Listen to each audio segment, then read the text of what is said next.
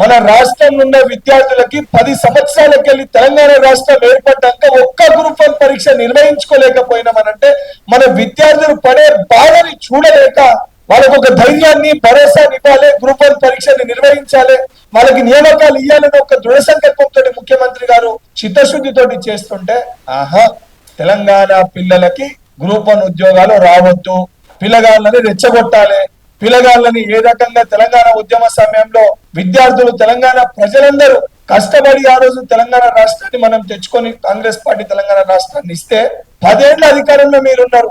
10 ఏళ్ల అధికారంలో ఉన్నప్పుడు ఏ రోజన్నా ఏ ఒక్క రోజన్నా ఏ విషయం పైన యువకులు మాట్లాడితే మీ నాయన కేసీఆర్ గాని నువ్వు గాని హరీష్ రావు గాని లేదా మీ పార్టీల్లో ఏ ఒక్కలన్నా విద్యార్థులు నిరుద్యోగులు చనిపోతే వాళ్ళని వెళ్ళి మాట్లాడి గాని వాళ్ళకి ధైర్యాన్ని ఇచ్చే ప్రయత్నం మీరు చేసిండ్రా? ఏ రోజైనా వాళ్ళతో మాట్లాడే ప్రయత్నం చేసిర్రా? పేపర్ లీక్ అయి విద్యార్థులంతా రోడ్లపైకి వచ్చి ఆందోళన చేస్తుంటే ట్విట్టర్ పిట్ట ఒక చిన్న ట్వీట్ చేసి ఎగ్జామ్ టీజీపీఎస్సీ ఇవ్వాల్సిన డెసిషన్ కూడా ఈయన ట్విట్టర్ లో ట్వీట్ చేసి గ్రూప్ 2 పోస్ట్ పోన్ చేయాలని చెప్పి కేటీఆర్ ఆ రోజు ట్వీట్ పెట్టాడు. ఈ రోజు ఎందుకు మీకు తెలంగాణ పిల్లల పైన ఇంత కోపము?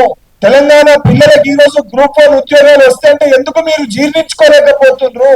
ఎందుకు దాన్ని ఆపే ప్రయత్నం చేస్తున్నారు? ఎందుకు దాన్ని ఆపాలని చెప్పి మీరు ప్రయత్నం చేస్తున్నారు? మీరు చేసే చర్యలకి వాళ్ళ తల్లిదండ్రులు బయటికి వచ్చి